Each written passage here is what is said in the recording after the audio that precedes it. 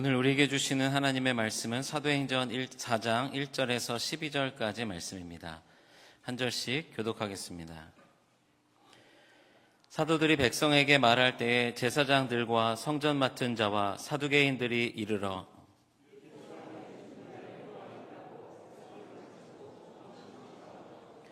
그들을 잡음에 날이 이미 저물었으므로 이튿날까지 가두었으나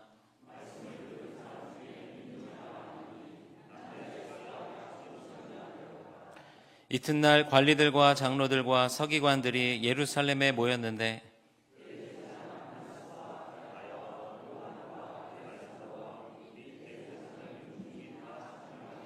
사도들을 가운데 세우고 묻되 너희가 무슨 권세와 누구의 이름으로 이 일을 행하였느냐?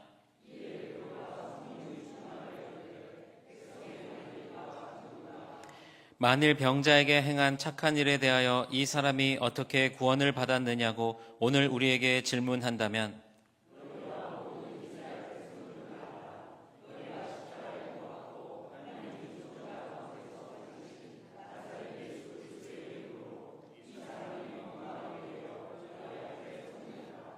이 예수는 너희 건축자들의 버린 돌로서 집 모퉁이의 머릿돌이 되었느니라. 다른 이로서는 구원을 받을 수 없나니 천하 사람 중에 구원을 받을 만한 다른 이름을 우리에게 주신 일이 없음이라 하였더라. 아멘. 여러분, 오늘 이제 부활절 두 번째 주일입니다. 싫어해도 들려줘야 될 복음이라는 제목으로 말씀을 나누는데 저는요 늘 그렇게 생각합니다.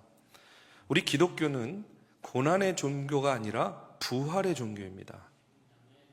여러분, 우리는요 그러기 때문에 고난에 초점을 맞추는 신앙생활이 아니라 부활에 초점을 맞추는 그런 신앙생활, 부활신앙으로 오늘 우리는 살아가는 신앙인들이에요.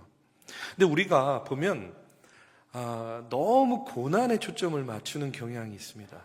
그래서 이제 사순절 딱 시작되면 한 40일 동안을요 막 고난 막 이렇게 지납니다. 그리고 또 고난 주간 한 주간 동안 막 뭐 새벽 예배 막 이러면서 고난 하다가 이제 부활주의를 딱 맞이해가지고 부활절 예배를 딱 드리게 되면 어떤 마음이 드냐면 이제 다 끝났다. 이제 다 끝났다. 마치 숙제 다 한 그런 학생처럼, 마치 미션을 또 완수한 그런 사람처럼 이제 다 끝났다. 이제 이런 어떤 홀가분한 그런 느낌을 느낄 때가 있어요. 저만 그런가요? 우리가 너무 고난에 초점을 맞추다 보니까 이 부활주의를 끝나면 뭔가 이렇게 다 끝난 것 같은, 뭔가를 다 한 것 같은 느낌이 있는데 사실은요 이제부터 시작입니다.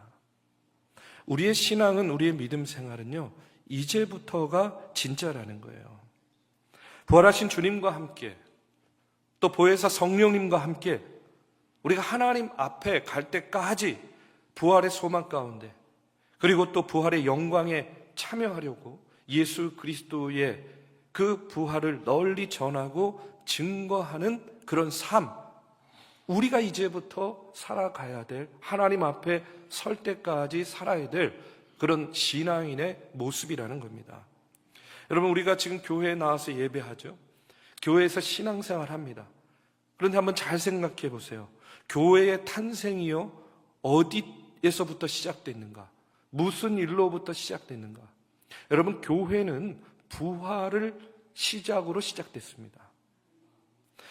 부활하신 예수님께서 만약에 제자들에게 나타나지 않으셨다고 한다면 교회는 탄생하지 않았을 거예요. 부활하신 예수님께서 성령 보내주시지 않았다고 한다면 역시 이 땅에 교회는 세워지지 않았을 겁니다. 한마디로 얘기해서 부활이 없으면 교회도 없어요. 부활이 없으면 믿음의 공동체도 없는 겁니다. 그래서 초대교회를 보면 초대교회에서 전해지는 거의 모든 메시지는 어디에 초점을 맞추고 있냐면 예수의 부활에 초점을 맞춰져 있어요. 사도행전 1장 22절에 보면 예수님 배신하고 자살한 가롯 유다를 대신해서 예수님의 제자를 뽑는 이야기가 나옵니다. 거기 보면요, 이렇게 나오고 있어요. 항상 우리와 함께 다니던 사람 중에 하나를 세워 우리와 더불어 예수께서 부활하심을 증언할 사람이 되게 하여야 하리라. 이렇게 이야기해요. 왜 제자를 뽑습니까? 제자를 뽑는 이유가 뭐예요? 예수께서 부활하심을 증언할 사람이 필요해서 제자를 뽑고 세우는 거예요. 그러면 그렇게 뽑힌 제자는 어떤 역할을 하는 겁니까? 당연히 예수 그리스도의 부활을 증거하는 그런 역할을 하는 것이죠. 사도행전 2장 32절에 보면 오순절날 베드로가 설교하는 내용이 나옵니다. 거기에도 보면요, 이렇게 나오고 있어요. 이 예수를 하나님이 살리신지라 우리가 다 이 일의 증인이로다. 베드로가 이렇게 설교합니다. 하나님이 예수를 살리셨다. 예수님이 부활하셨다. 우리 모두 증인이 되어야 된다. 이것을 증거하고 있는 거예요. 부활이 없다면 교회도 없습니다. 부활이 없다면 오늘 우리도 아마 신앙생활 하지 않을 거예요. 그런데 여러분 한번 생각해 보세요. 이 예수의 부활을 가장 싫어하는 세력은 어떤 세력일까요? 바로 마귀의 세력은요, 예수의 부활을 싫어합니다. 너무나 당연하죠. 마귀가 하는 역할은 뭐예요? 살리는 겁니까? 아니에요. 죽이는 거예요. 마귀가 하는 역할은 뭐냐? 세우는 겁니까? 아니에요. 무너뜨리는 거예요. 그런데 죽인 줄 알았어요. 그리고 죽은 줄 알았어요. 예수가. 그런데 그 예수가 다시 살아났다는 거예요. 아니, 그러니 마귀는요, 얼마나 싫겠어요. 그렇지 않습니까? 더군다나 예수의 제자들이 막 사방팔방 다니면서 뭘 증거하는 거예요? 예수가 다시 살아나셨다라는 그런 부활의 메시지를 증거하고 전하니까 여러분, 마귀가 얼마나 싫었겠습니까? 그런데 오늘 말씀에 보면 이런 예수의 부활을 싫어한 이들의 이야기가 나오고 있어요. 오늘 1절, 2절의 말씀에 보면 사도들이 백성에게 말할 때에 제사장들과 성전 맡은 자와 사두개인들이 이르러 예수 안에 죽은 자의 부활이 있다고 백성을 가르치고 전함을 싫어하였다. 이렇게 나오고 있습니다. 여러분, 마귀가 제일 싫어하는 게 뭐라고요? 예수님 부활하신 거 제일 싫어하는 거예요. 예수님 다시 살아나신 거 제일 싫어합니다. 그런데 사도들이 백성들에게 예수의 부활을 가르치고 죽은 자의 부활을 증거하니까 제사장, 성전 맡은 자, 사두개인들이 싫어했다는 거예요.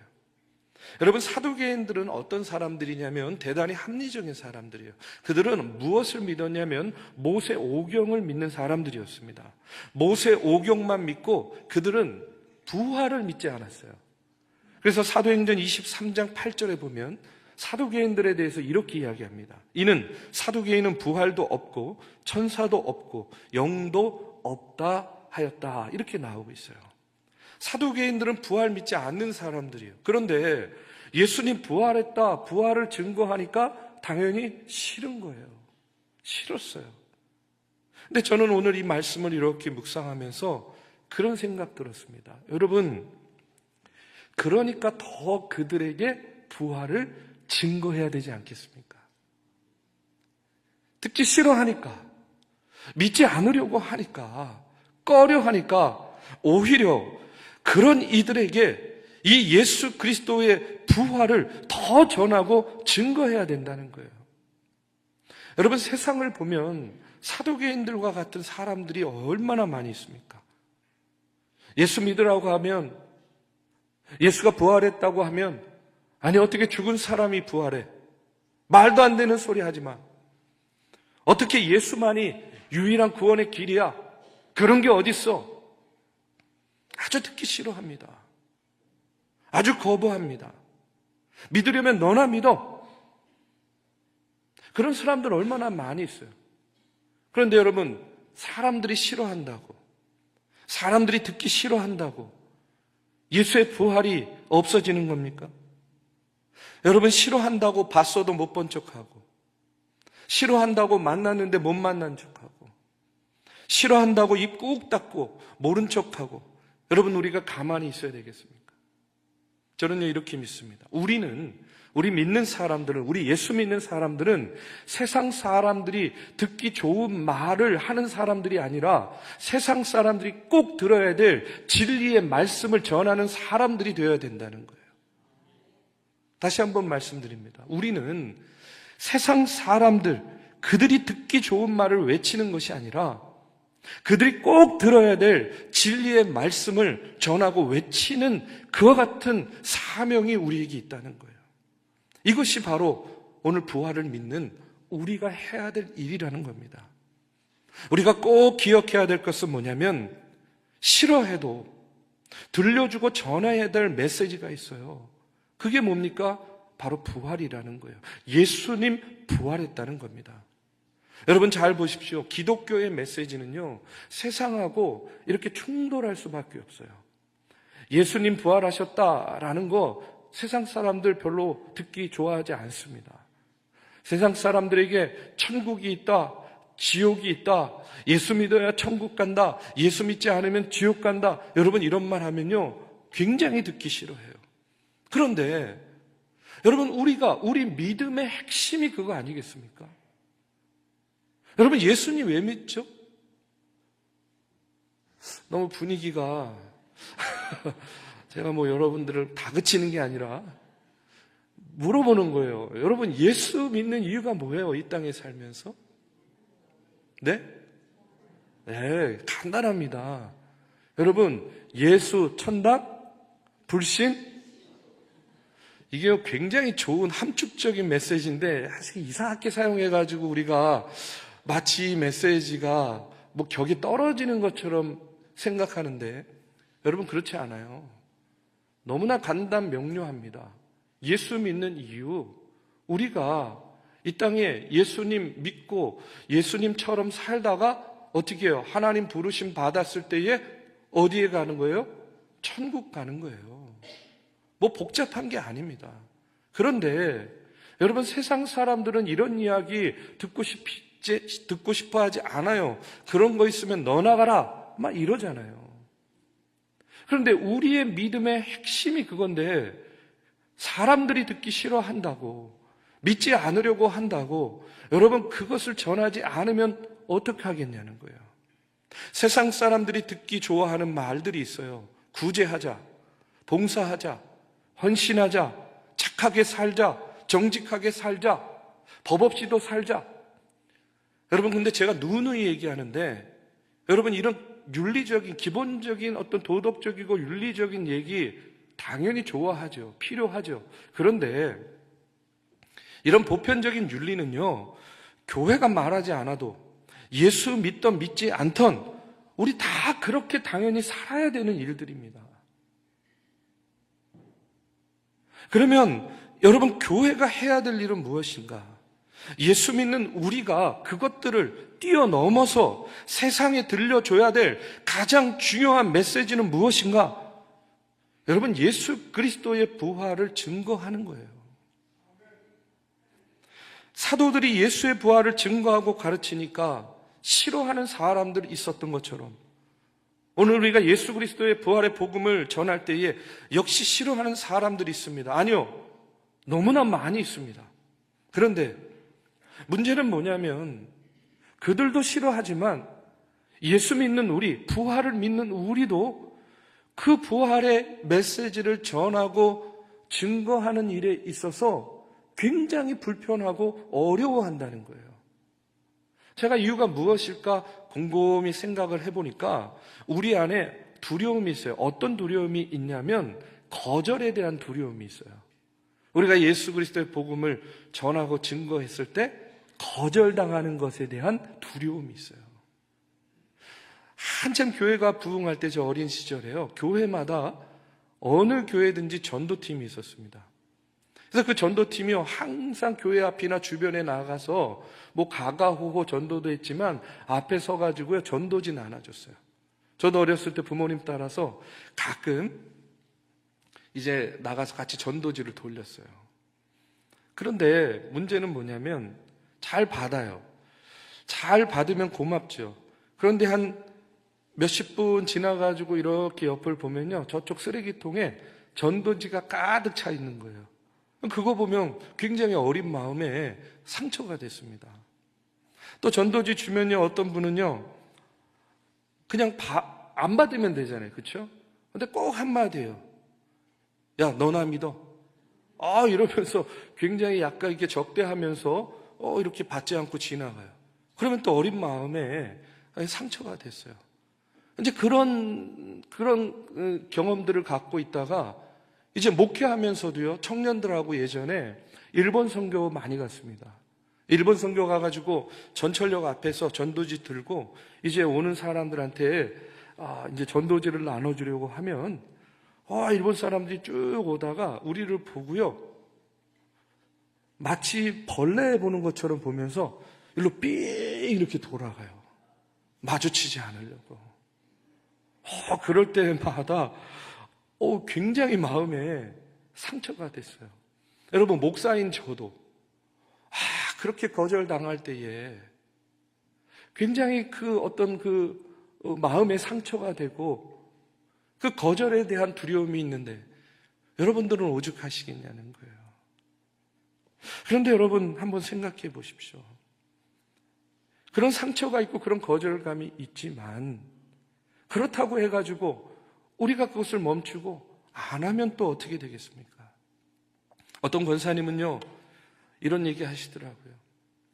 자녀가 교회를 다니지 않아서 늘 그게 기도 제목이래요.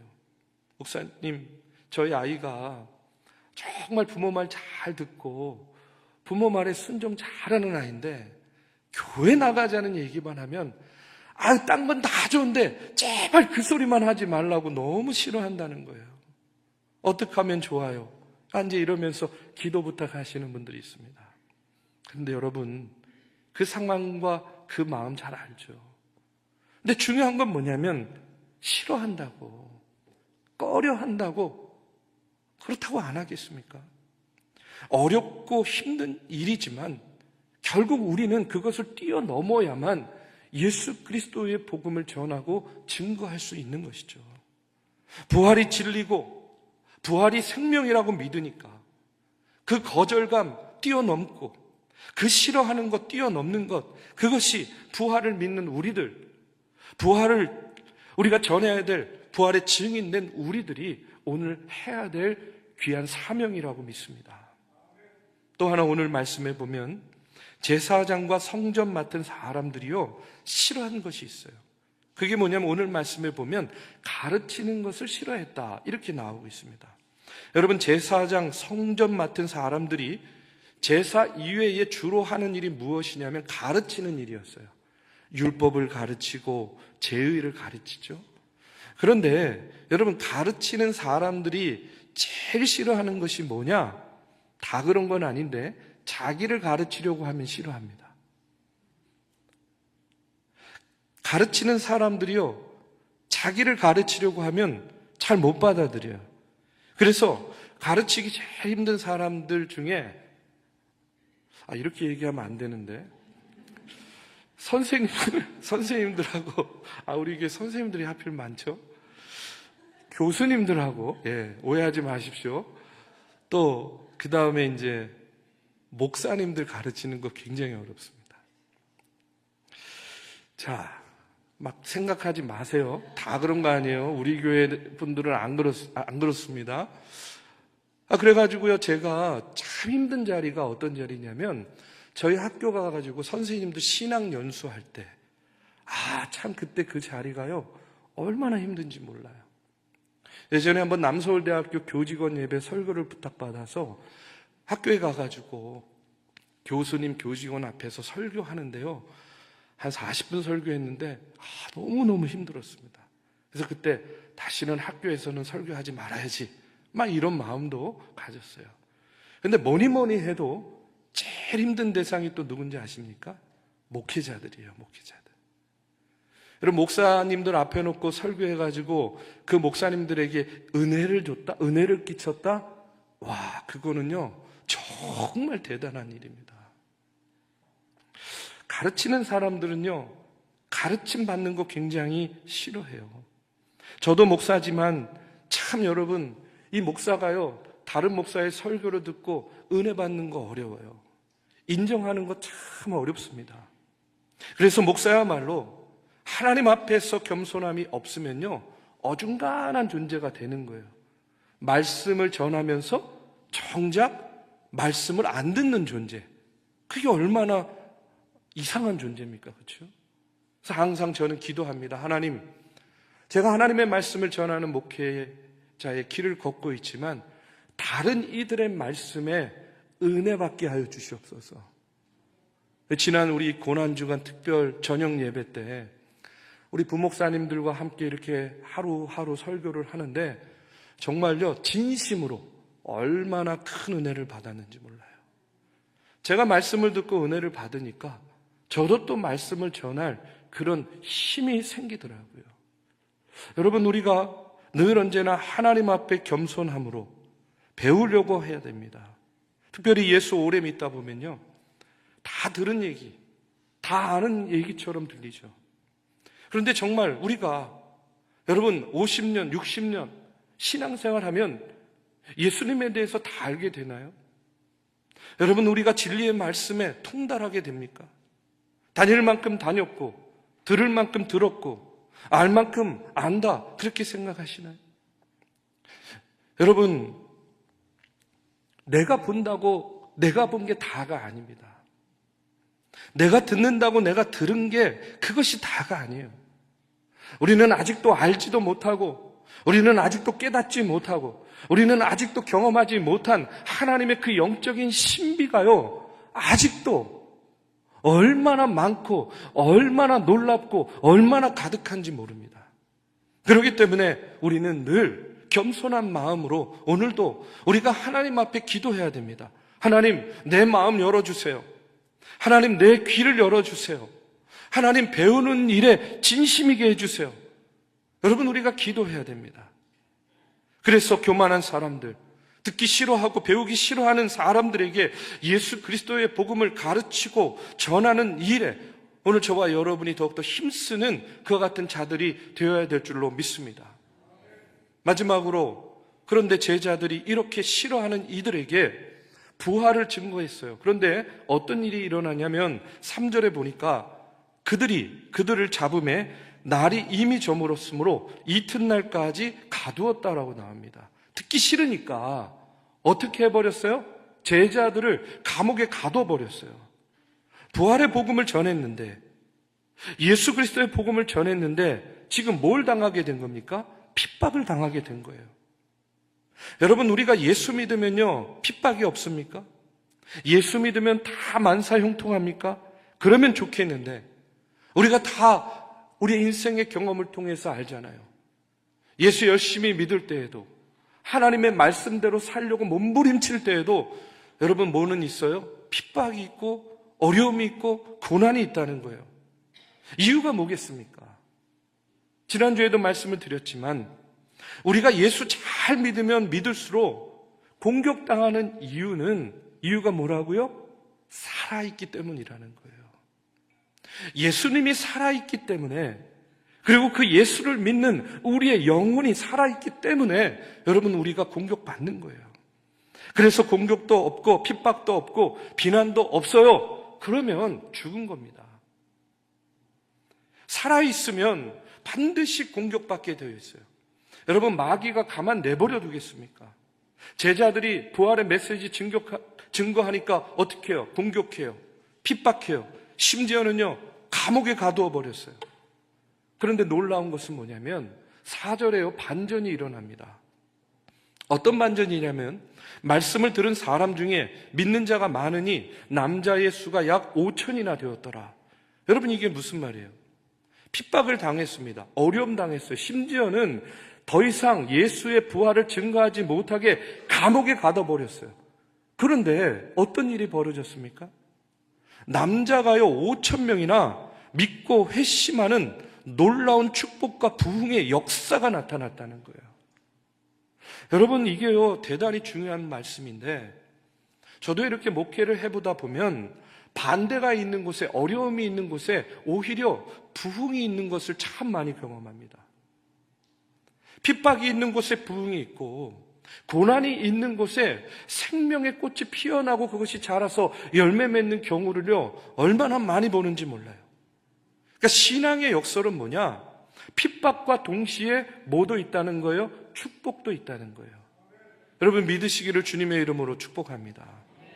핍박과 동시에 여러분 축복이 있어요. 주님은요, 이것을요, 동시에 주십니다. 여러분 작은 불꽃이요, 있으면 바람이 불면 작은 불은요, 그냥 훅 하고 꺼지지만 큰 불은 바람이 불면 불수록 어떻게 돼요? 더 활활 타오르잖아요. 우리가 기독교 역사, 교회의 역사를 한번 잘 보십시오. 여러분 초대교회 이후에 이 땅의 교회가 가장 부흥하고 가장 꽃을 피울 때가 언제였는지 아십니까? 핍박이 있을 때 가장 꽃을 피웠고 가장 부흥했어요. 고난이 있을 때 성도들이요, 가장 빛나는 모습으로 더욱더 예수 그리스도 앞에 서게 되었다는 거예요. 그러니까 여러분 우리가 사람들이 싫어하고 거절하고 핍박하는 거 우리가 두려워할 필요가 없습니다. 우리가 믿는 예수, 우리가 믿는 부활이 생명이 있기 때문이다. 여러분 이렇게 생각하세요. 어떤 분이요, 이런 이야기 하세요. 목사님, 지금 제가요 고난의 때를 지나고 있어요. 저를 위해서 기도해 주세요. 아마 그런 분들 많이 계실 거예요. 그런데 한번 생각해 보세요. 우리가 이 땅을 살아나가는데 고난의 때가 따로 있고 축복의 때가 따로 있습니까? 고난의 시기가 따로 있고 축복의 시기가 따로 있습니까?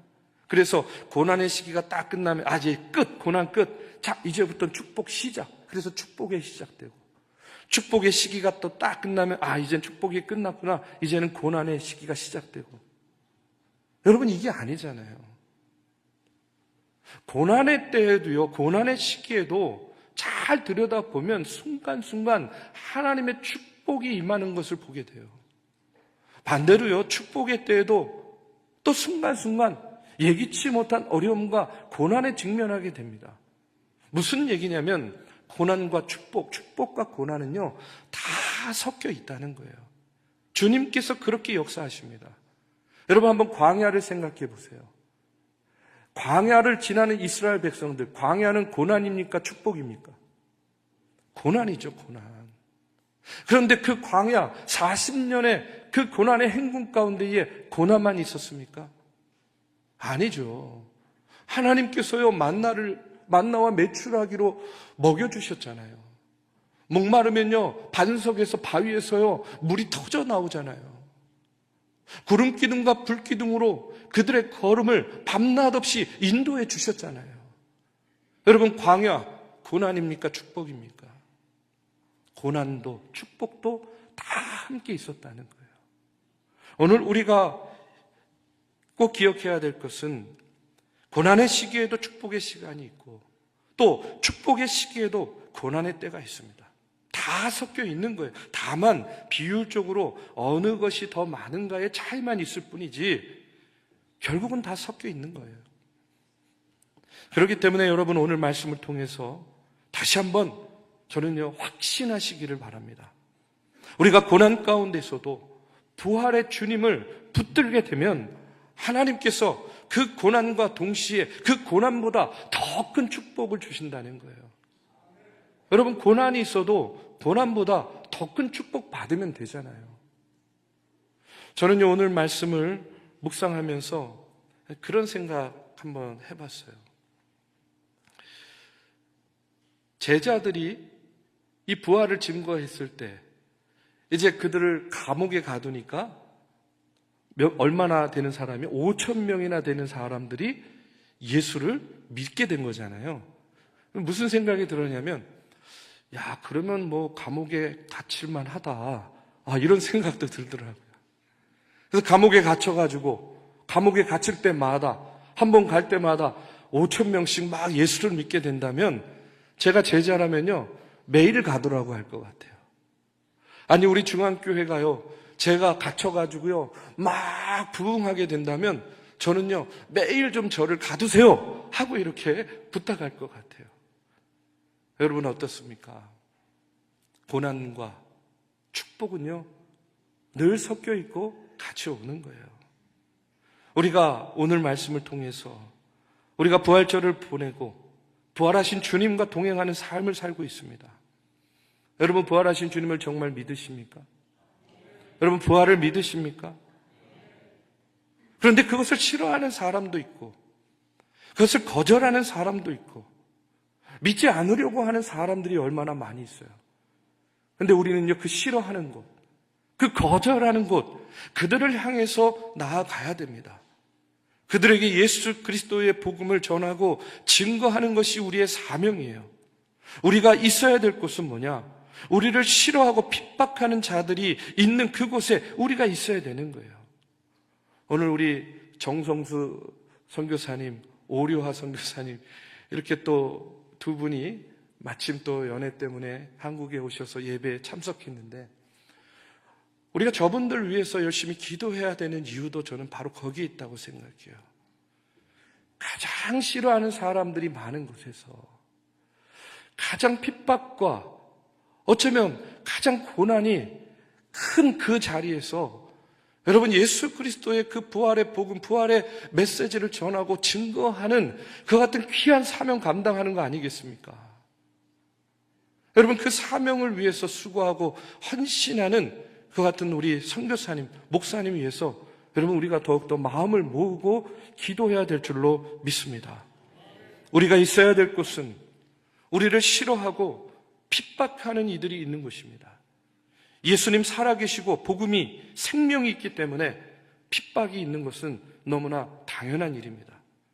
그러나 살아계신 예수님께서 핍박보다, 고난보다 더 큰 축복을 허락해 주실 줄로 믿습니다. 그들이 들어야 될 부활의 메시지, 예수 그리스도의 복음을 전하고 증거하는 일에 여러분, 저와 여러분이 날마다 쓰임 받으면서 부활하신 주님과 동행하는 저와 여러분이 되시기를 이 시간 주님의 이름으로 축복합니다.